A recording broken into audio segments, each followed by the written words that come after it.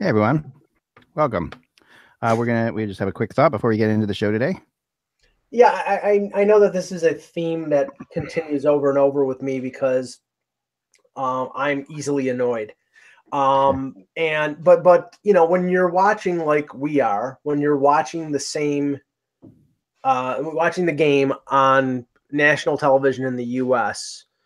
and NBCSN will repeat the same commercials over and over. And I think that they're also doing it on NBC for select games. And the same commercials get to annoy you, especially if they're really bad or they don't mesh with the product that they're advertising with. And that's the one I have a problem with. This Jägermeister. I mean, Jägermeister is a major advertiser for the NHL during the playoffs. Mm-hmm. And you have this, for lack of a better term, dominatrix that comes on the screen with a thermometer in the shot glass, and some exotically dressed lady, and they're making all these like hockey analogies to Jägermeister, and it's just like I talk about the advertising agencies for NBC or who's pitching this. Try to put the commercial in context with the game. What does Jägermeister and whatever they're trying to promote there have anything to do with hockey or even close to do with hockey? It has nothing. It's weird. It's really strange. Here's what I'm going to tell you, because I just looked up the meaning of it, and it's supposed to be an underground club. So they're not doing this for you. They're doing it for 20-year-olds. Yeah, I guess. I mean, maybe that's what they're doing. You're not going to any underground clubs, but they are. So just letting you know. It's a good point. It's a good point for sure. Yeah, but well, I don't know, Russ. I don't know how, because if they're advertising for millennials, right, I don't know many millennials that are into like like I said, the girl looks like she's ready to break out a bullwhip and start whipping people. It's just I don't know. Millennials are probably watching on their phone at a club. Like I wouldn't put that past anybody. Because at that age, I wouldn't have stayed home for a lot of games. I would have watched it out too. But in our day, we probably would have watched it in a bar. But nowadays, you definitely could watch a game at an underground club. So I'm just saying, it's a weird commercial, but I'm just telling you, yeah, actually here, see, there is an article how Jägermeister is wooing millennials at EDM fests. And that's what that is. That's an EDM concert. Wow. I've been to an EDM concert, so I can tell you that aside from how she's dressed, it's pretty accurate. So I'm just saying you're better off advertising for Bud Light. I don't think so. Bud Light's a different audience. See, nobody's drinking Bud Light at an EDM show. Well, I'm not drinking Bud Light because you want to know. Here's the funny thing. There's a guy named Zed, and he's pretty massive. If you look him up, he's got all kinds of hits. He's got a lot of money. If you look up what the number one drink is at an EDM show, it's going to be water. Really? There actually weren't a lot of drunk people at a couple of shows that I went to. They're at bars, but a lot of people are 21 and under. I don't 20 and under drinking water. Well, that's the thing, Russ. I don't know how many millennials are into Jaeger bombs, and that's the thing. It's like, I know what it is because people of my generation drank them. No, but they do shots. I mean, the 21 is older. The shots are a big thing. If you want something that tastes like cough syrup, have a Jaeger bomb. There you go. I've never had one, so I can't tell you. Yeah. I've had it, and Mike's not that far off. It's like the green cough medicine. But anyhow. Yeah. Right. It's Jägermeister, and I'm not, it's to each his own. I mean, there are people who love it. It tastes like Robitussin. That's really what it tastes like. I just got a text from people at Jägermeister. They're canceling our sponsorship. Yeah, right. Yes. I want to know. I want to know when their first check from our sponsorship is coming. That's what I would like to know. Yeah, the first of never. What is that? The first of never. Yeah, no, it's not gonna happen. Nope. It ain't happening. You pay me money, I'll love your product. Yeah, Michael, drink it on the air. All right. Take a boost. Yeah, I wish I could get that. They can only be bought and sold in one county in New Jersey, so it's a pointless advertising campaign. I mean, I'll get it for you, but there's going to be like a running cost. Yeah, right. We gotta ship it out to you. Definitely. Yeah, it's Absolutely. sold in one county in New Jersey and in Venezuela. Yeah, I don't think it's legal anywhere else in the world. It's like from the early 1900s before anybody cared about anything. Yes, when Coca-Cola was made with cocaine. Yeah, right. Secret ingredients in it, and yeah, it's delicious though. I have some. Delicious is a strong word. Yes, no, it is. I have some at the beach. Plus, you tried it, right? I did try it, and it was not delicious. It wasn't horrible, but the problem is you have to try it when you're. It is the best drink. Like if you're exercising outside, like playing street hockey outside for a bunch of hours, you're really hot. It's incredible. Like it's amazing in that. Okay, so if we're gonna flash back to when I was like 16, 17, and I was either playing hockey outdoors all day, or basketball, or even paddleball for a while, or handball, I would just go to the local grocery store and I would get like the equivalent of the Turkey Hill iced tea. Now. Yep. Nowadays, is that my number one choice? No, because it's like a sweet, gooey mess. Yeah, no, I mean, I mean, health. From a health perspective, I'm not. But it does taste good when I'm totally dehydrated. Well, okay, so and the thing is like when I was a kid, we had a 7-Eleven that was like a couple blocks away. So after we'd go play softball or baseball or whatever, we'd go down and get a big gulp. And usually, it's 64 ounces of Coke. So it's like 200 grams of sugar. And then there's a reason why I'm a type 2 diabetic. And there you go. The issue with Coke right after you exercise like that is you can't drink it really fast because it's carbonated. But the idea of that's why the iced tea work better. Right. And Take a Boost is not carbonated. You can just guzzle it. Right. Well, I mean, the carbonation is one of the things that I like. Plus, Coke has got a lot of sodium in it. Yeah, and it's good in terms of actually retaining water in your system if that's what and after you've like sweated for a bunch of you want something that will retain. Now I'll tell you something you don't want to do, and I did this. We played in the softball championship and we lost, but we celebrated after. So we went to a bar, and one guy in our team who actually is down in the Carolina area now. He used to be up here. He bought me a Smirnoff Ice, and he goes, "Now you got to get iced." And I said, "What's that?" And he goes, "You got to guzzle it." And we had just either played, like a full game in 90-degree heat or a double header in 90-degree heat. I can't remember. And I did it, right? And I could just feel the glucose content in my body rising. And I swear I almost passed out just from that. Well, what's close sugar in it? What's close to that, and then we'll get on to hockey here, because I know people are loving this. What's close to that is back in the day in the 90s, the popular drink was Zima. Yeah, Zima tasted like dirty water or flat Sprite. It was disgusting, but everybody was drinking it. So, like, I had a few. It was so gross. I couldn't drink it when you were drinking that Zima, Mike. What's that? You have hair back then when you were drinking a Zima? I have hair now. Not much, but I have it. You have more hair back then, Mike, than you do now? Yes, I did have more hair, Russell. Thank you. Well, unfortunately, you didn't, but... No, I did until I was about 35. I have pictures. Okay. Today's pre-show is for David Buckley out there, who said on our comment list yesterday he likes the pre-shows. So there we go. I appreciate it. Thank you. I just want everybody to picture Mike, a little thinner with a lot of hair, drinking. No. I'm thinner now than I was in my... I've gotten healthy recently. Okay, there you go. You have it. All right, kids, let's get started. Yes. Okay. The date is the 18th. Right. Hello, Hockey World. It's Friday, May 18th, 2018. I'm Michael Agello.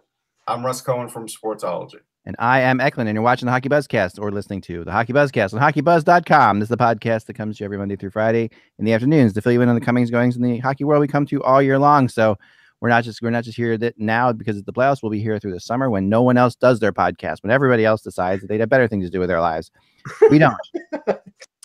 Wow. We don't have anything better to do with our lives. We're here Monday through Friday, and we're going to still be here talking hockey with you all summer long. So we've got lots of stuff to talk about there. We're going to get into some fun rumors today for sure, but we're going to start with the game from last night. And so Mike, of course, is initially going to argue that this is a Capitals choking situation, which I think is which I think is completely absurd, given that the Lightning didn't have a shot for 20 straight minutes, and we're inundated.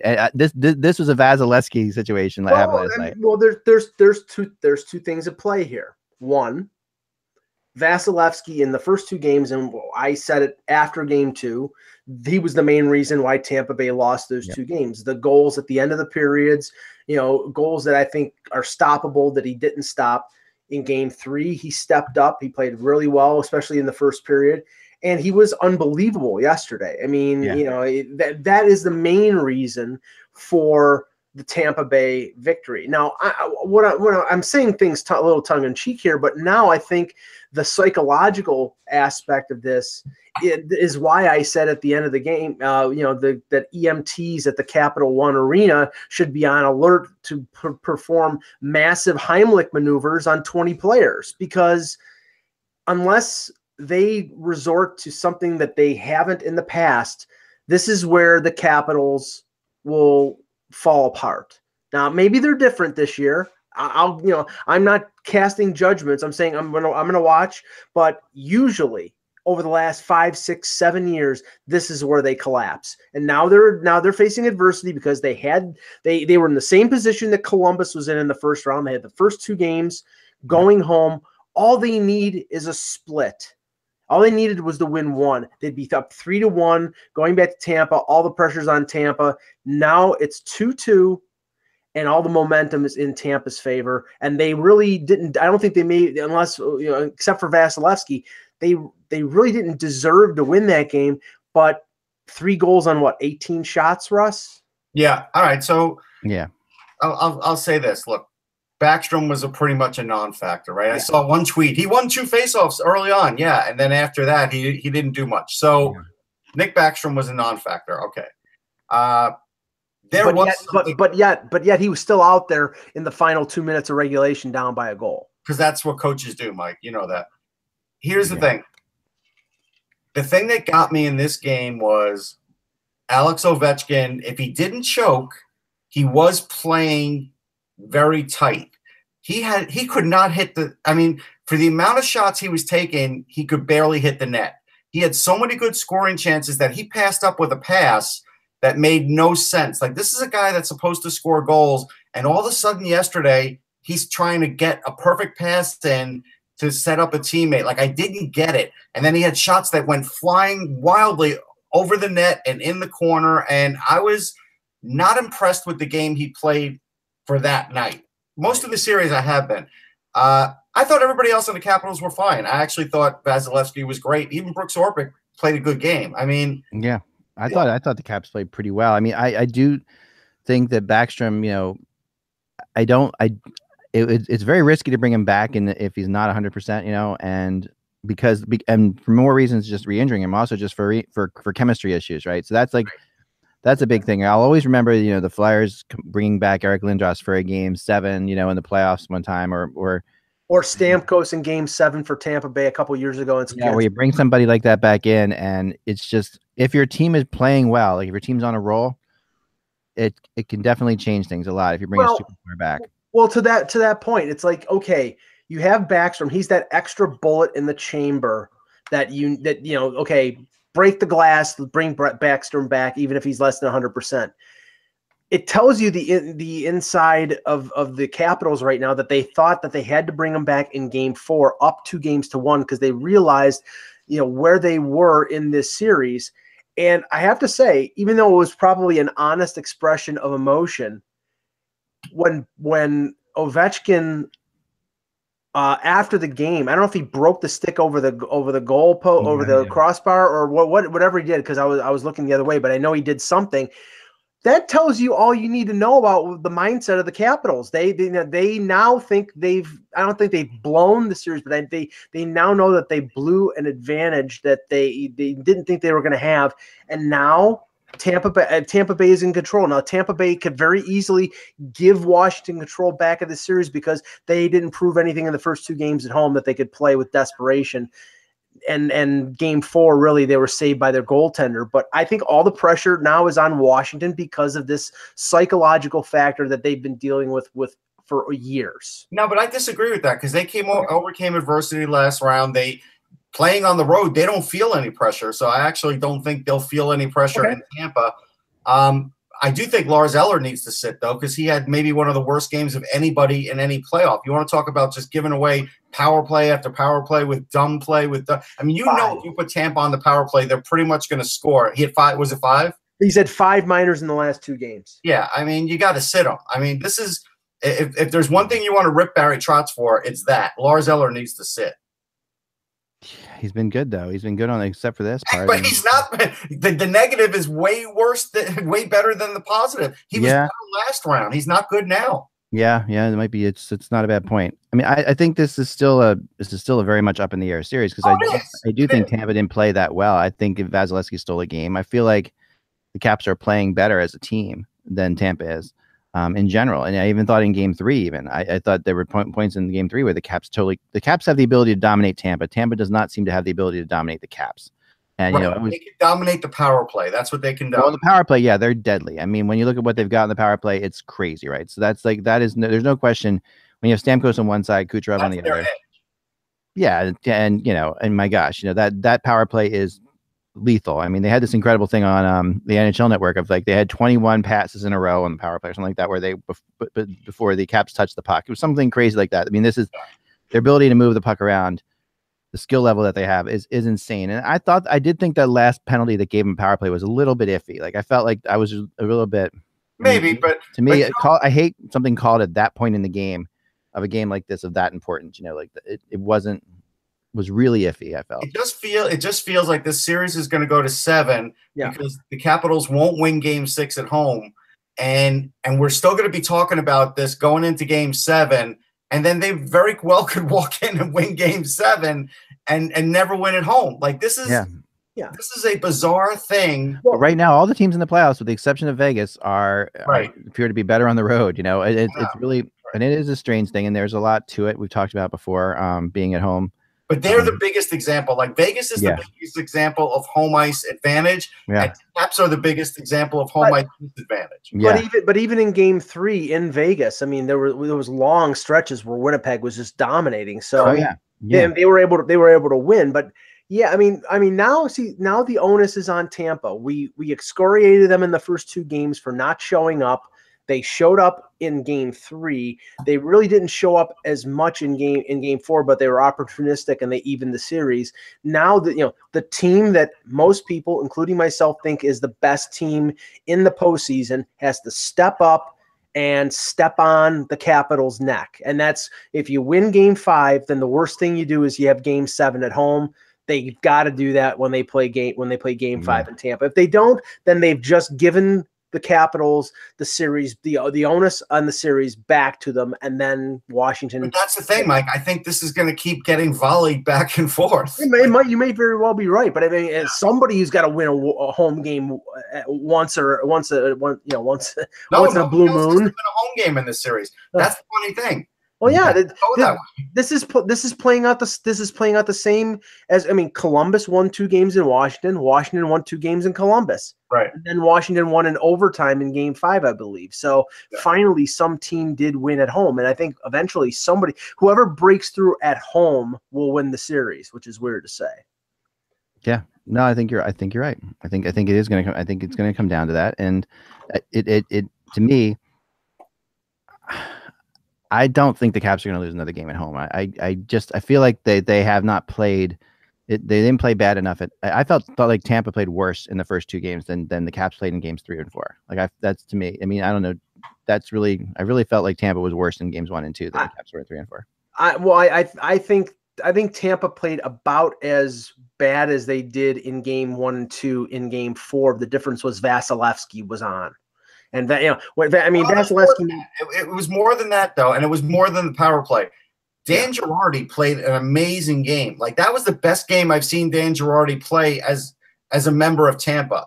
He did everything right. He did every clear right. He was physical. He kept everything to the outside. That made a big difference for Vasilevsky too. So, and McDonough came out of that game with a shiner, and every ex-Ranger fan was talking about it on Twitter, which was kind of funny because again, he has a nickname for Mack Truck for a reason. This guy will play really, really hurt. And that's just, if you elbow him like that, right, it just gets him madder. Like that's just, he's that kind of guy that will just come at you twice as hard. And so I'm not sure who gave that shot to him, but it did look bad. I did ISOs of that, and it looked like he was a zombie. It did. Oh yeah, no, he did, and he's a funny guy though. Man. And to your point about Ovechkin, that Kuznetsov goal, that was the type of play he was trying to make all game. A backhanded pass across the zone, that went was right. Trying to make it, just shoot the puck. Right. That's the thing. And I saw it late in regulation too. He took the puck, he got into the zone, and it was like 1-on-5, and he was trying to do it all by himself. And then how many years does this guy have to be in the league to realize he's got to use his teammates to be able to win? It's still got the Claude Giroux mentality of a 2-on-1 where he's always going to pass it. Like it's just not this year as much, but used to. The other thing that was kind of interesting that I don't think is fair, because every great star does this. There were a lot of Ranger fans online basically ripping the Capitals saying, well, look, when the Rangers played, look where Ovechkin would set up for a shot in the exact same spot he sets up now. But to be honest, most great players set up in the exact same spot to score their goals. Yeah, I understand what the argument is with that. Yeah, why are they arguing about that? Why are they saying that? Because they're basically saying that like McDonough and Girardi, they know what Ovechkin's going to do, and it's like, yeah, that's great. Everybody knows what Ovechkin's going to do. Yeah, I mean, they have scouts for reasons, and plus, everybody who's watched hockey for the last. I'm just telling you what people were writing, and I was laughing about that. Ovechkin used to make the same inside-out move the first 3 or 4 years of his career because it kept working, and he had to change after people started like pushing him the other way. Like, I mean, you keep going to the well until somebody can stop you. Right. So, if he's gonna set up at the face-off dot for a one-timer, okay, stop him. I know, that's what everybody kept saying. Well, he's on that left face-off dot. And it's like, that's what he does. Yeah. Stop him. You know it's coming, and when his shot's that good, it really is hard to stop. But again, what I was surprised at, and this is minutia, but a couple times late in regulation when they had the goaltender pulled and it was 6-on-5, there were a couple opportunities where John Carlson was the guy at the side of the net, and the puck went to him. And on both ends, he's a very talented offensive defenseman, but he's a defenseman. And he was open, and the puck got to him, and he either fanned on it or he missed shot. And I'm like, why isn't Ovechkin there instead of Ovechkin being at the top of the blue line? I think that was a subterfuge kind of thing. Like, okay, you have Ovechkin going there, then you're more apt to cover it. If Carlson's sort of roaming around, then you might get lucky there and get a goal. That's what I think they were trying to do there. There was a lot of trickery. Like Devontae Smith-Pelly kind of blew it when they were trying to put Ovechkin literally in the game like Jágr, when Jágr would sit on the bench and just jump out on any line. Like he wouldn't sit with any particular players, and the coach would just say go, and someone would run to the bench and he would come in. Devontae Smith-Pelly, the minute the puck dropped, he did a beeline for the bench, and Ovechkin came out, and it's like, dude, what are you doing? You just telegraphed that. Yeah, totally. I have to just impart this one little thing yesterday. So I'm on my way home, and I'm listening to this game on NHL radio, which means I can listen to the Tampa or the Washington broadcast. So of course I'm listening to Dave Mishkin because he even though he's way over the top, he is entertaining. And Washington scores the first goal, and it's like Orlov score. Like that was no emotion. The crowd goes nuts, and he's like, Orlov, score. I hate that, by the way. Right, I know. Every fiber of my being. Right. And then Braden Point ties it up, and for lack of a better term, he absolutely loses his shit. He loses his mind. And he's like, the Washington announcer is still announcing the goal, and the Lightning have tied it up. And he's going, I get being excited. I like hometown announcers, but really? Yeah, how much? I think we have gotten into an era where it's like now you're not even allowed to just say anything other than, yeah, that guy scored. Yeah. And the problem is, and this is the problem that I have, if that was a great play, and I don't know that it was a great play, and to be honest, Orlov's goal was a great goal. Yes. Like, I was completely impressed with that. As a person listening to that in the car, I had no idea that really occurred. Right. Yeah. So no offense to Michigan, is a good guy, but he didn't do his job there. Yeah, and there are other announcers that like Sam Rosen, I think pretty much does the same call for both. I mean, he'll put a little more oomph in it for a Rangers goal, but he pretty much does the same. I have Jack Edwards is a self-described homer, but when the other team scores, he does he. Yeah, we're not asking for a major call, right? We're just asking for a little inflection, right? Tell us if it's a great play. Right. It's not a bad thing if you say, hey, you know what? That was a great goal. I got to give it to him. Yeah. What's the harm in that? Yeah, there really isn't any harm in that. I mean, it is like we've talked about many times. These guys who work for the teams, it's tricky, But that part's not tricky, it's really not, and I agree. And I wish unless they're under some directive. Yeah, that's what we don't. That's what we don't know. But I can't imagine the Tampa Bay Lightning. I think this is a gimmick of Michigan, and that's fine. That's what he does. But I can't imagine an organization. I do know of one organization that sort of shies away at promoting the other team's goals. But I mean, come on, it's just professional. Yeah, it just gets to me. That's all. Totally. All right, so we talked a little bit before we get into we have Russ has a special X Addict today, which we're going to get to in a second. We do, and I do have a prospect that's actually playing in the World Championships to talk about. Oh, cool! And I want to talk about World Championships for 1 second too. We talked about yesterday. You want to that this is like, but no, what I want to talk about is this. I don't know if you saw this. The tracking they're doing for statistics. I am not like I love stats, but I did see it, but we can't talk about it because it has to do with the guy that I'm going to talk about. So if you want to talk about that, then I'm going to talk about the guy that. Well, we should do that, but this is the actual video of this, which is unbelievable of what they're doing there. So I want to show you guys this. This is so they've had 4 cameras basically embedded in the roof, and these things are tracking the play as it happens. Check this out. This is amazing. All right, so it's tracking the play. So every player is being tracked, so you can see exactly where he is, and you can see how long he has the puck. You can see the puck pass is taking place. It's just unbelievable, really. I mean, and they've had this technology for a couple of years now. Yeah, but I've never seen it. I've never actually seen it. I've never seen this example before myself, so I was just kind of like, you have for soccer, haven't you, for the World Cup? Yeah, for the World Cup for soccer, and so it's tracking. It really is. Fascinating. What this gives, the ability this gives people moving forward is incredible. Is this game on Fox? Because I know you're saying the streak where the puck goes there, but what's great about it is like the fact that you can not only track it somehow it marks every player. The computer's able to pick up every player by their number instantly as to where they are. They've been able to track the player who skated the fastest in. I don't think it's that. I think most of these players now, they have the little like micro dot or a little chip somewhere on their paraphernalia that allows this is different technology than that. The cameras are tracking the numbers. This is camera driven. Wow. Camera driven. It is incredible. I mean, just like this kind of stuff. I mean, the teaching tool this is. Yeah. If you where you really need this is in youth hockey rinks, like if you have this in youth hockey rinks, the ability that this gives you to teach is the positioning and stuff like that is intense. Yeah. I mean, the only guy you don't have to track is the goalie. Yeah, look where he is here. The goalie. Right. He's way back there. I know. He was in the corner. What the hell was he doing? And the other thing. So the other thing is we have to give an homage here. The homage to the Fox puck is really the grandfather of all of this technology because it's actually what started all this, Mike. We hated the way that it showed on TV because like it looked like a video game as far as the shot went. Yeah. What I hated, everything else came out of the Fox puck. I agree that. But what I hated about the Fox puck was the sound effects. Yeah. Remember like a guy takes a slap shot, all of a sudden you're.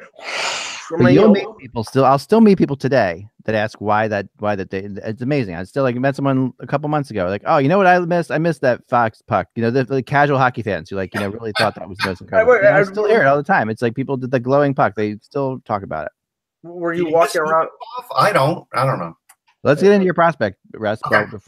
Let's talk about Quinn Hughes because I did see some advanced stats for the World Cup, which look, I think is 85% meaningless, but I will tell you that if you want to glean one important thing, when you have a rookie that is in the World Cup in the World Championships, I called it the World Cup. If you have a rookie that's in the World Championships and he is the top-rated passer with 70-something% on his passes, then you could say, all right, you know what?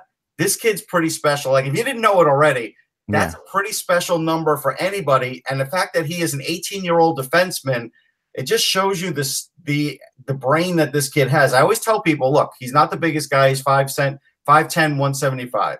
But he is a great skater, a great passer, and he thinks ahead of everybody. He treats every opponent the same. He doesn't do any more for one guy than he does the other. He literally looks at the rink and basically adjusts accordingly to what he's taught and what he feels is going on in the game. And that's different than what defensemen used to do like 10, 15 years ago. This kid's special in that regard. He's really special. I mean, watching him play, because I've watched these games, and he's playing, like you said, again, the interesting thing about this, you know, how many times you get a chance to see a prospect like this play against actual real NHLers all the time, which is what he's doing. Yeah, no, what he's doing, and he's showing every bit that he belongs. I mean, it's crazy. But he's part of that new wave movement when it comes to defensemen. I mean, he's not, you know, I mean, and I'm not saying he shies away from physicality because but the thing is, he's not really big, but he puts people on defense because he's so quick. He's so good with his passing. He's so good with his skating that, you know, he's not going to be able to muscle people in the corners, and teams will have to overcompensate for that. But he's going to be a weapon, Russ. He's going to be somebody that teams are going to have to plan against because he's so unusual at the defense position. Yeah, he's a power play quarterback. He's got the great shot, but he's also a really good defender. He does have a little pushback in him, but he doesn't really have to do that a lot because his stick is so good that he makes his plays that way, a lot of them. And the interesting thing is he probably will go to Michigan for a year, even though he's pretty much ready. Same way Zach Werenski did. Like Werenski could have played right away too, but they said, you know what, go for your year in college, you know, mature on campus a little, work out a lot. That's what they'll do with Hughes too. But the funny thing is, you know, right now I think I have him at about 7 or 8 in my list. And again, it's not a mock, it's a ranking. It wouldn't shock me, though, if he creeps into the top 5 because someone just says, you know what, we won't get a chance at another defenseman like this for the rest of this draft and maybe the next one. Yeah. We're going to just, you know, we're going to take him now. We don't care what you think or where you rank him. It wouldn't shock me. So you think he's number 2 behind Dahlin in terms of defenseman?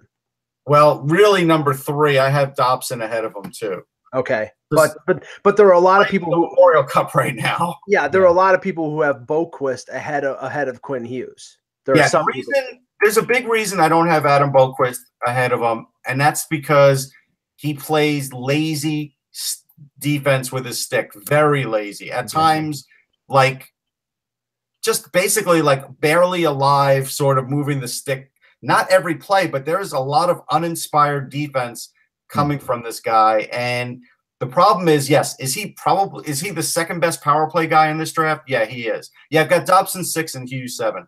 But the problem is I don't like his compete on defense at all, and it's going to have to get a lot better at the NHL level. So I would never touch Adam Boquist ahead of those other guys or Bouchard or Smith either. Just, you know, they're correct me if I'm wrong, but Hughes is the older brother of the other Hughes that you were talking about the other day, right? He's going to be the first overall pick next year, right? Yeah, he's setting like McDavid type records in some places. Yeah. Russ, it may have been something that you said, or it may have been something I heard on another broadcast, but I heard there's a possibility that Hughes goes to Quinn Hughes goes to Michigan, and then his brother goes there too. It's me because. Okay. Oliver Wahlstrom is not going to Harvard. He's either going to go to BC or Michigan. Right. Quinn Hughes is supposed to go to Michigan. Right. They're buddies. If they both go to Michigan, is it possible that Jack Hughes goes there too? Yeah, I do think it's possible. I know people are going to want him to go to the Ontario Hockey League, but at the end of the day, he might want to go and play with his brother at a big university, and that's good for the kid and it's good for the family.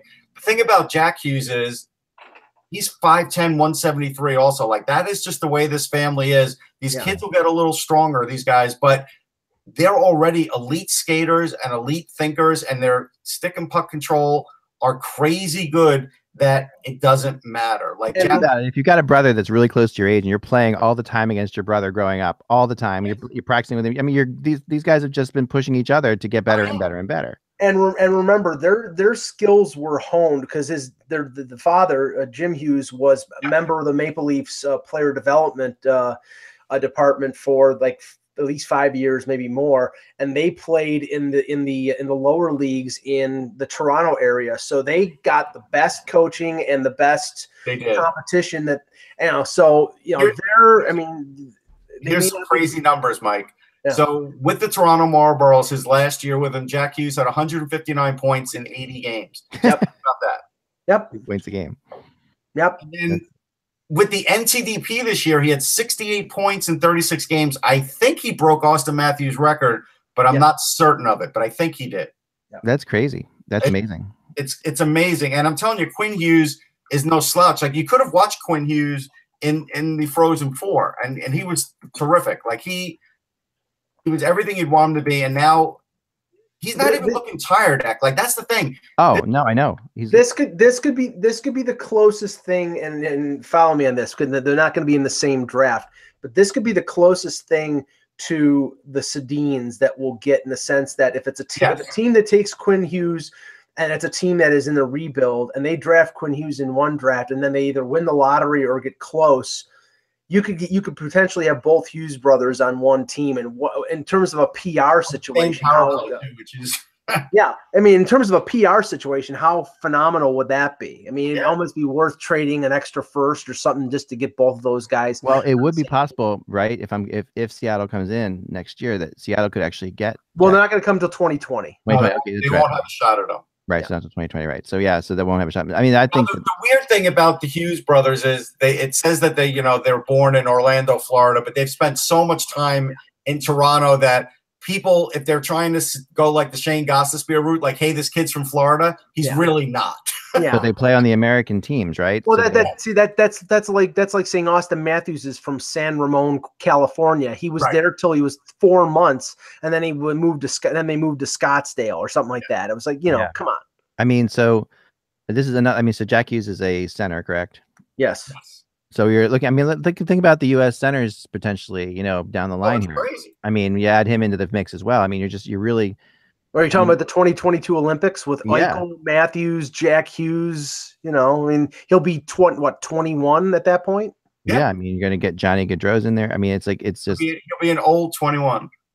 Yeah, he'll be if they go to the Olympics. He'll be really old at like 26 or something.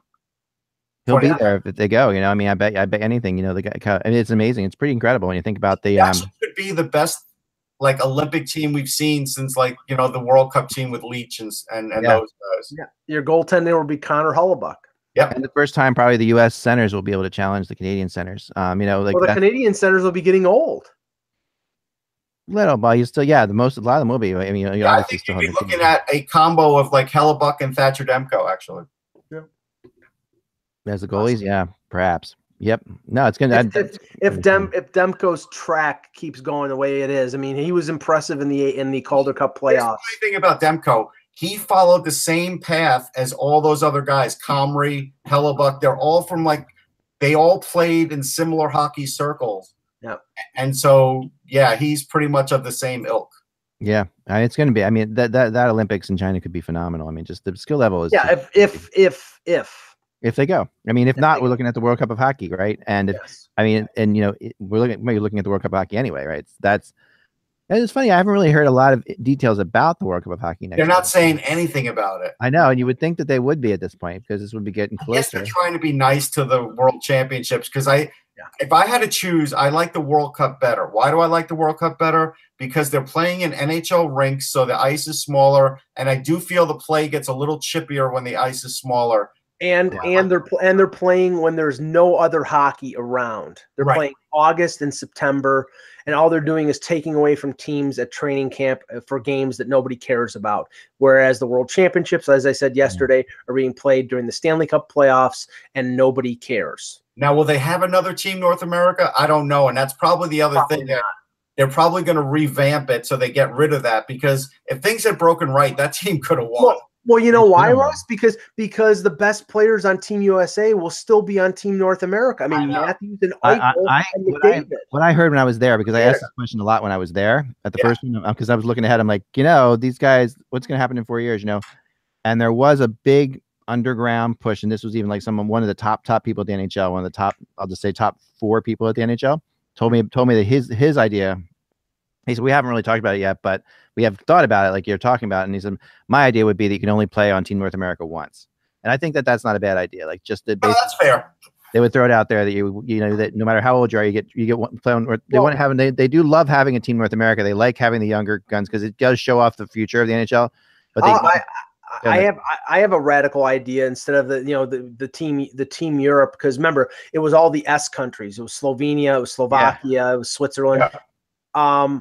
How about putting the Czechs and the Slovaks together? Because the Czechs the Czechs are sort of weakening. There's a lot of political uprising. I know. Like, isn't that how it was in the 50s and 60s and 70s? Well, yeah, but I'm not suggesting it'd be like putting Latvia with Russia. I think that they would have. Russ, I'm not suggesting it. I'm not suggesting it with running T-34s through the streets of Prague. No, I'm just saying there's a lot of pride in the Slovaks of not being part of the Czechs. You know, I think that's the issue. And then just like Latvia, like we're gonna put the Soviet Union together again, and all the Soviet countries have the world. Prague and Bratislava. That would be like if they had the World Cup of hockey and they had to like share locker rooms. Let's put the Finns and the Swedes together. They'll be okay. Yeah, it'd be like putting the North and the South together on a softball team back in the American Civil War. You know, it's not really what you want to do. I think that together, it just really, to me, generally you can run the army. I will tell you this. I actually like the team. I didn't love the Team Europe concept when it started, but I actually did like it by the end. I thought it was good. I thought it was really. Yeah, I did think it was good too. I don't know if you know this, Ek, but there were certain times in like the 60s and 70s where in the playoffs those two teams would fly the same airline. Yeah, and like the Rangers and like the Flyers as an example, I know. I remember that. By like 4 rows. Yeah, and I mean, and they would fly the same plane. And that was an era when they were like there were serious fights going on between those teams too. And they must have had armed guards between them. And Dave Schultz would walk down the walkway and says, "Could I borrow your peanuts?"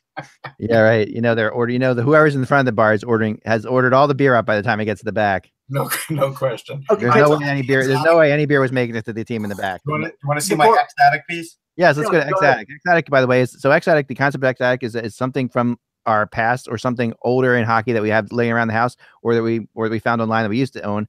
So if you have one of these, I've gotten a couple good suggestions already.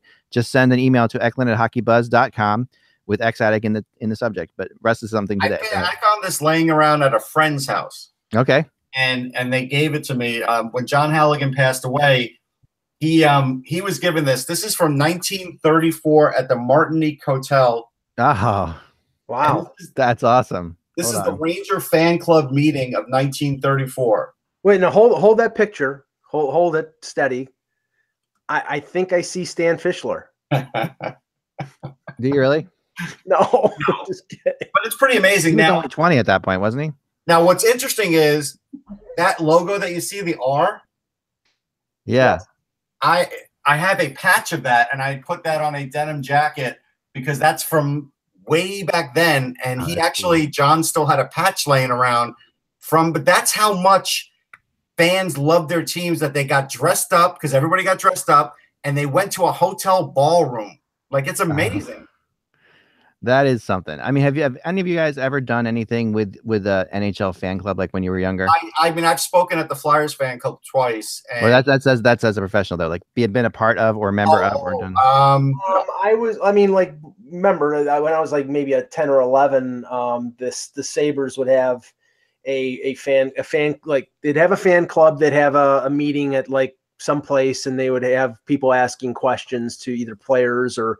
I think Scotty Bowman did one. The one that I went to was Jim Kelly, the former or the late great Buffalo News reporter, was taking questions from people, and I think I asked like 2 or 3. And the funny thing was the guy, later on as I got, in terms of calling radio shows, and he was always on the shows, he knew who I was back then, but of course my allegiance was at that point was Buffalo and Toronto, and then I smartened up and just became a Leaf fan. Here's the thing: people should go look at a picture of the Radisson Martinique because it still stands in New York, and it's amazing, right? You've seen the side view of it because it's like almost like nothing else you've ever seen. It's that really slim kind of look. It was built in 1897, 12 stories, 165 rooms. Wow. And it's still around today. I think it was a Hilton for a while, but the land was bought in 1892. They bought the land, and in 1893 and 5 they bought additional land just to get it going. Just imagine how cheap that land was at the time to do it. And it looks like they did one expansion in 1903, another one in 1907. So they kept adding on to this place. But before we get into the weekend games, and I've got one more thing though. Can I about this fan club thing for a second? Yes. So because when I was back I became a member of the Flyers fan club, I think in 1981. And I was for about 5 years.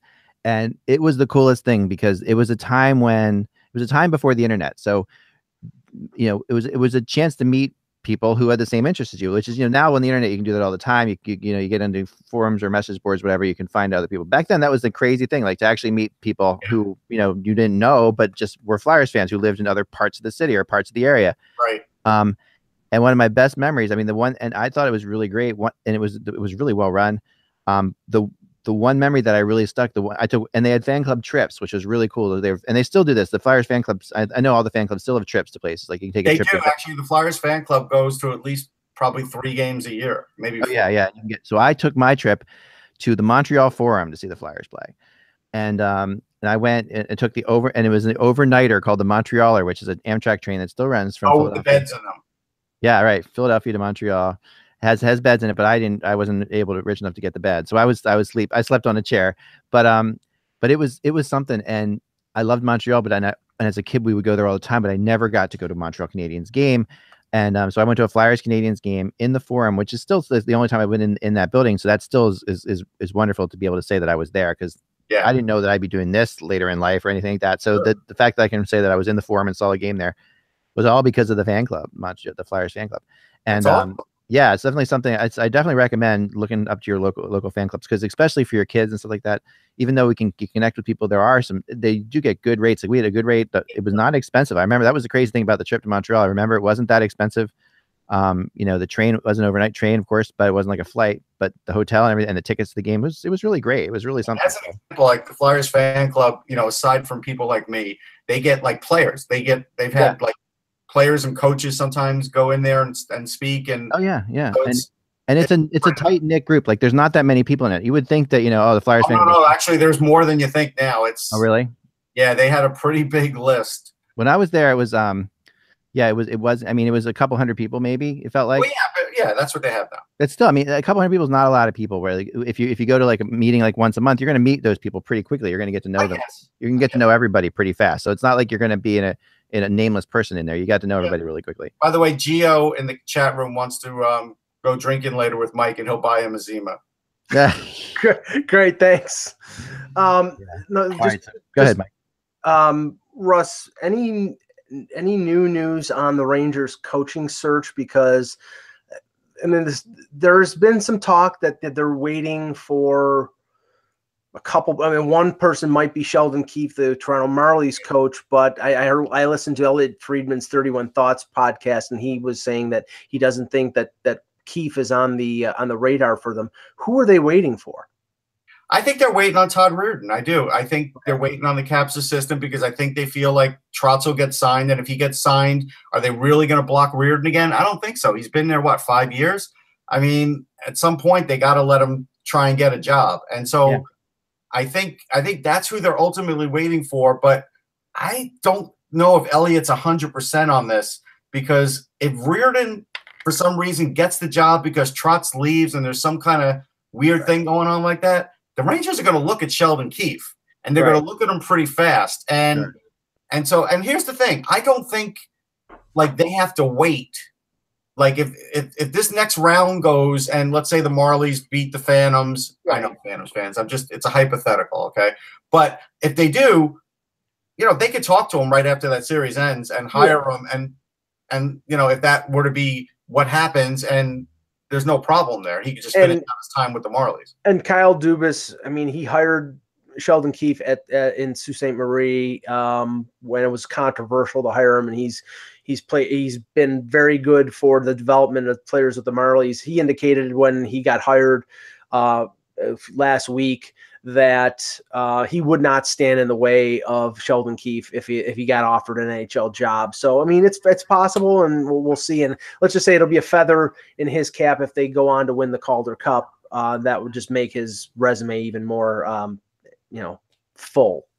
Yeah, and I think those two guys are the kind of guys the Rangers need because they both are used to working with young talent. Like Reardon, like I had mentioned the other day, and Scranton did a great job. He had guys like Letestu there. Guys, I mean, nobody thought Mark Letestu was going to be an NHLer, and he became a pretty good NHLer, really. I mean, yeah, seriously. And there were others there, and then obviously Reardon has, if you think about the amount of youth that the Capitals have elevated to that team and pretty seamlessly worked them in. I mean, he's a big reason for that. So the interesting thing is, though, and people are starting to talk about it, is in that Toronto situation, we don't hear anything about Mark Hunter. You hear nothing. And go ahead, if you got something on Mark Hunter, tell me. Well, and like I said, I'll give full credit. It was Elliot Friedman again. Mentioned that there is some talk that Mark Hunter may follow Lou to the Islanders. Now, the thing is, though, if that is actually the case, I mean, what is Garth Snow doing? I mean, is Garth Snow being fired for Lou? No. And if Lou, nope. Garth Snow Lou comes in as, say, team president, and if what Elliot Friedman was, and he was just speculating. There's a rumor out there. If Hunter, there are no other options in the league. He either stays in Toronto, goes back to London, or maybe this opportunity there where he could basically do what he's doing in Toronto with the Islanders. But what is Garth Snow doing then? His authority has been completely usurped by Lamoriello and by Hunter. So they're going to say that they're going to do things together. Yeah, they're going to say that. And so that's what they're going to do. And that's the way they'll handle it. The interesting thing is if Hunter walks in there, look, the Islanders are undermanned as far as the amount of personnel that they have. So Hunter could literally walk in there and be the director of amateur scouting, and then they could reassign Eric Cairns, who's pretty much been doing more than one job since he's been there and been handling the draft and everything else. And he's done a nice job.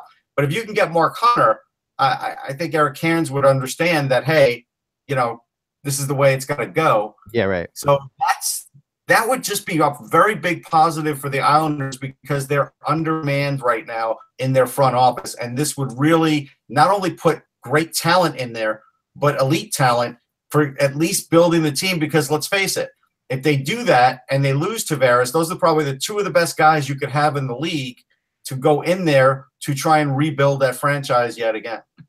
Yeah, that's a good point. I wonder, I'm not saying there's collusion or anything like that. But I'm just saying, you wonder with how undermanned they are, and I've heard this from not just you, but other people too, talking about how undermanned the Islanders are. You have to wonder if they kind of had an idea about this Lou thing at some point, like at some, maybe just held off on bringing people in. I wonder. I might be wrong, but well, here's the thing. I mean, this is how bad it really is for the Islanders, right? I'm reading a Newsday article where Eric Cairns did a phone interview, and he basically said, like, for the draft, we need everything right now. Yeah. The Islanders should not need everything right now for where they've been falling, out of the playoffs and in the draft and everything else. But things are askew for them, right? I mean, Josh Hosang, for whatever reason, hasn't fully developed yet. Ryan Poole has. That's good. Tell me the effect that Lou Lamoriello would have on that organization in regards to Josh Hosang and the type of personality that he is. To me, I think that's like one of the first things he does is get rid of him. No, unless he thinks he can straighten the kid out. No, Lou is strict, but he has rule, but he's also definitely a talent first guy, and I think he looks at Hosang as someone he could straighten out. Like I think he finds the right person on the team to work with him. Like that, Lou's great at setting up players with other players. He'll say he'll bring in somebody and he's like, your job is to get Hosang in line. Like that's what he'll do. That's the way he did it in New Jersey, and that's why New Jersey was so successful for all those years. Well, I'll spitball this one. if Lou goes to the Islanders, I'll bet you that Matt Martin ends up back with the Islanders because Matt Martin was one of his signings. That's a slam dunk. Yeah, it's a slam dunk, and I totally think you're right about that. But remember Kovalchuk, okay? Who Lou goes out and gets Kovalchuk, and there's not many people who have, But then again, Lou will take talent. Like he does have his level where he's like, if there's a talented guy, he will give it a shot. And he's the kind of guy, because Lou believes, and rightfully so, because he is a threatening type of character that he can get people to listen to him, and he does often get people to listen to him to the point where he becomes really close, like the point where Kovalchuk and Lou became close. Even though Kovalchuk retired like he did, they were still really tight. And Kovalchuk didn't, once he was in New Jersey, Kovalchuk didn't want to play anywhere else. He wanted to stay in New Jersey. If he was going to play in the NHL, he was going to stay there. That was surprising to people because they thought when he got traded there, he was like, oh, I got traded there, but I'm going to go someplace else. He loved it there. Yeah. No, and look, I think Kovalchuk could go there. If the Rangers say, hey, no dice, that's the next best place for him to go, because technically he'd be playing in Brooklyn and he wants to live in Brooklyn. I don't know if he wants to live in Manhattan. I think he'd probably rather live in Brooklyn, where a lot of the other players are. Well, I think if he wants to live in Manhattan, he can commute. Yeah. I wonder if he still has a place in New Jersey, honestly, because sometimes I doubt he does, but he could. Because what happens with some of those players like that, like they have these really, really nice houses and they don't sell. Like they don't, or they sublet it to players, right? Or they I don't think he bought though. I never heard that he bought. Okay. I thought he did. Okay. But remember, guys who live in Brooklyn are still and are out of the area. Guys like Sergei Zubov. I think Kovalev still has a place there. Like, there's a big community there. It's ironic you just mentioned Kovalev, because it just came over Twitter that Kovalev is the new coach of the Kunlun Red Star of the KHL. There you go. Really? Okay. Well, I never thought Alexei Kovalev would be in management or coaching at any level. Here's the thing. I will tell you this about him, and I've spoken to him more than a few times with Russian reporters around and without, right? And keeping any – before I was a writer, Ranger fan aside, he's a very down-to-earth guy, a very humble guy, and he's really smart. And crazy smart, Russ. I mean, like learned a lot of things the hard way because of all the crazy talent that he had. But, like Mike Keenan didn't know what to do with him, right? I mean, we can go through his whole story, but he learned a lot of things along the way, and I think he'll be a great coach. I think he could be an amazing coach. I really do. Like, I'm with you on that. Like, he is a crazy smart guy. Yes. And you know what's good about him too is like a perspective guy, like where he has like, he does get, similar to what Babcock has, which is like that good person, he's a good coach, but he's also got good perspective on life in general and things like that.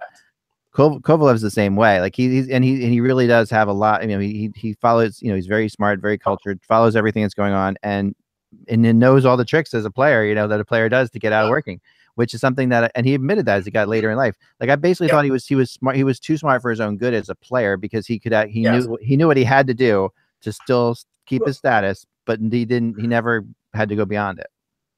Now, I know you had something on Justin Falk. Yeah, I want to get into Justin Falk before we go, because we got to leave really soon here. We're up against the clock, but yeah, so we asked about Justin Falk yesterday because I guess Dave Pagnetta mentioned it. Yeah, it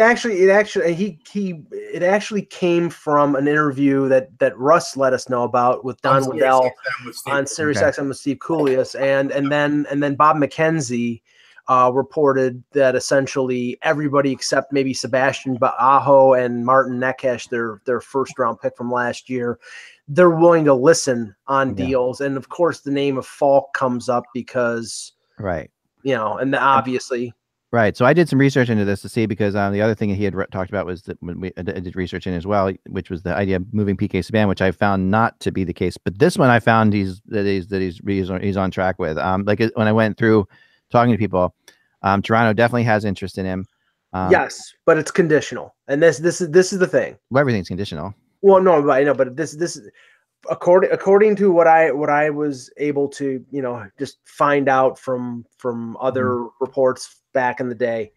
The Leafs have expressed interest a couple times on Falk and backed off each time because the request back was something that they were not willing to even get close to. Well, that's yeah. Right, the first name out of their mouth was a Nylander or a Connor Brown and something. And the thing is that Although Falk is a really good defenseman, he had a bad year last year. He's still a good player. He's only 26 years old. He's only got 2 years left on his contract, and then he's a UFA. And you're not going to give up a 21-year-old like a Kasperi Kapanen or a William Nylander who you have lockup rights on for 6 years for a guy who's a short-term plug, even though he's a good player. Here's the funny thing. I agree with you, Mike. He's very much like Keith Yandel. He's not great in his own end, and he's gotten worse in his own end. Now, he is a really good leader. That's where he's a little better than Yandel, because in the locker room, he has been a great leader for Carolina. There's no question. But on the ice, he's very similar to Jake Gardiner, and really the points are very similar to Jake Gardiner. He's just been elevated in our mind's eye because he's been on a lot of these U.S. teams, but his play on the ice, and look, has he had the best guys to play with? No. So I still think he can get in that 47-point range. Right. I think he's very different than Gardner. I mean, No. I mean, points wise, they play different. They play different roles on their teams. You know, like it's really hard to compare. Like Falk plays a lot more defensive minutes than Gardner does. Right, but not lately. No, and that's the thing, Ak, is that there's been a transition in Carolina in terms of the onus of responsibility from Falk to Slavin and Pesci, and to a lesser extent Hannafin. And that's where that organization is going. Now, the thing is, if they're looking for a return, like the rumor is with Toronto, they're not getting it for Falk. They might get, a package deal and get a first-round pick and a prospect or something like that. They're not getting like a 21-year-old potential star like a Nylander in a deal for if you're trading Nylander to the Carolina Hurricanes, the first name out of Toronto's mouth is Noah Hannafin. And I know, but then forget like the first name out of when you were trying to trade Taylor Hall, the first name out of your mouth was not Larson. If you hold on long enough, that's what you end up with.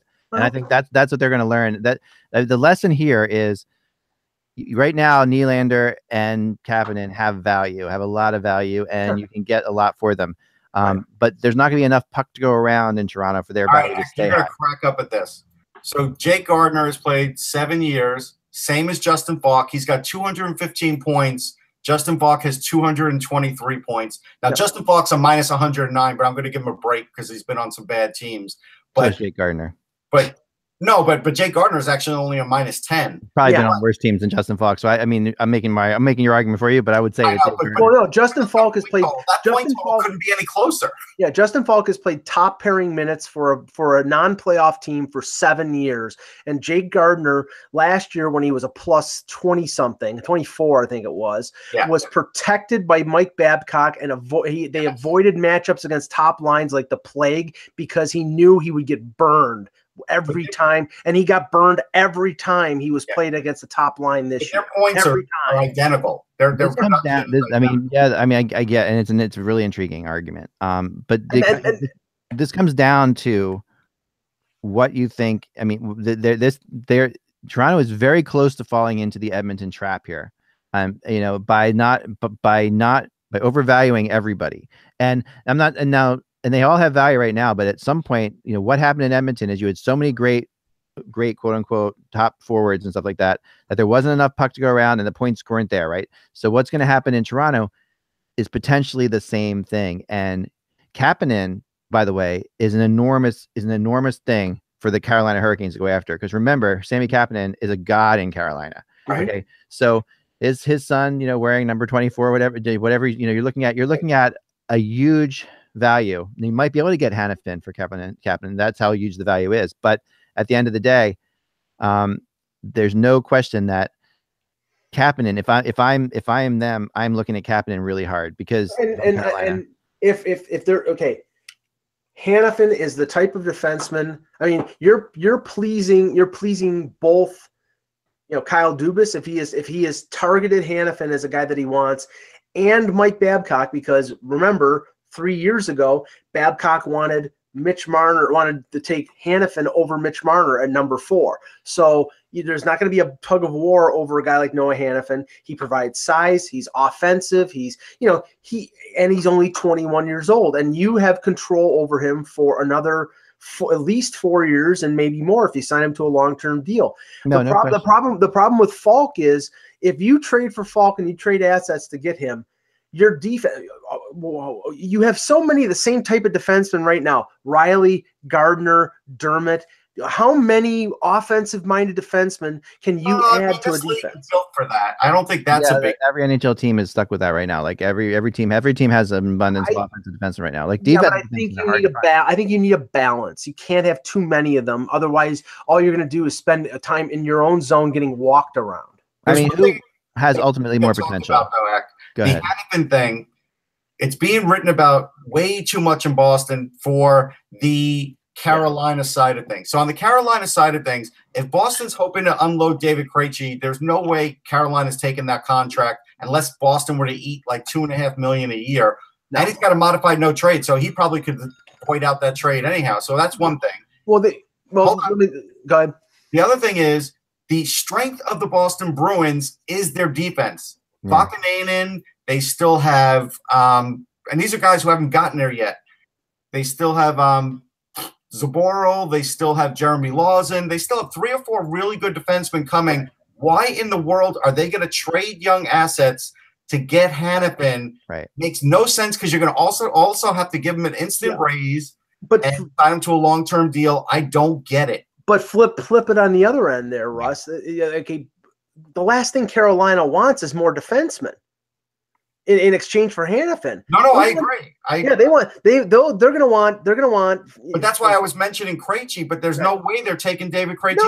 No, they're gonna want Bjork or Forsbacka Karlsson. They're gonna want Ryan Donato. They're gonna want Karlsson. They don't want him. I bet he's a long way from being ready. I think. But you know what I'm saying? They want the top forward prospects in that organization, or even guys who have made the NHL, like Jake DeBrusk. They tell me that they'll want Jake DeBrusk for Jake DeBrusk, and I'll give you a name like Trent Frederick, who didn't get traded to the Rangers. They'll want that, right? Yeah. That's what they'll want for Hannafin, because at the end of and they'll probably have to give back a draft pick, but at the end of the day, that's the kind of deal that they'd want, because Hannafin is a top 3 defenseman, right? He's going to be somewhere in that. For most teams, and especially when Chara goes. But the idea is they got Vakanainen, who's probably just a year away. Like, it's just none of this makes sense. I think this is just like people are writing this on the Boston end because the guy's from Massachusetts. Like, I wouldn't even want to put that pressure on him, to be honest. I wouldn't even want to put the pressure on him. I think that the pressure would be too much for him to be there. I think he's better off playing someplace else for a while, for a little bit longer, while maybe someday he comes back to Boston. But for now, the reason Jimmy Vesey didn't go there, right. There's so much pressure. I mean, players, they know it. I mean, they get it even from the fact that when they go and they grow up there and then go play college there, they see it. And then Boston Bruins, there's a whole other level beyond playing for BU. So it's like completely.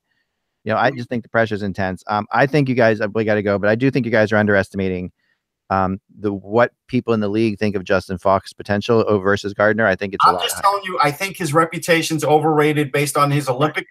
There are still people out there who don't agree. I mean, he might be right. He might very well be that way, but I'm telling you, there are still people that I've talked to. And I would not be surprised if Falk ended up in Toronto or Philly. Like I read, Falk is going to make the U.S. Olympic team. Jake Gardner is not. But the point is that the same type of defenseman. And when you have 3 defensemen already like him, adding another one doesn't make a lot of sense. So, but you also want to add a leader like the rest. If Philly gets Justin Falk, he will age the same way Mark Streit did. How did that work out? For a couple of years, Mark Streit was terrific, and then all of a sudden, they got Mark Streit when he was much older than Justin. But I'm telling you, we gotta go. That's how deficient Falk is defensively now. Before we go, real quick, we do want to send our hearts and thoughts and prayers out to the people in Texas, Santa Fe today, the terrible shooting. I really, I'm not going to get political here, but I'm getting embarrassed to live in this country sometimes. The fact that, that neither side can figure out what the hell to do about this just really is embarrassing. And I really feel terrible for the people down there, and hope that everything turns out for the best, and hope the people who are injured right now do recover. And that's it. So we'll talk to you guys later. Without the buzz, it's just hockey. Enjoy the games tonight. We didn't even talk about that, but that's going to be so much fun. And games tonight. Yay. It's a big one. This Vegas night, man. Imagine what'll happen if Vegas wins tonight. We'll talk to you soon. Remember that the buzz is just hockey. Talk to you then.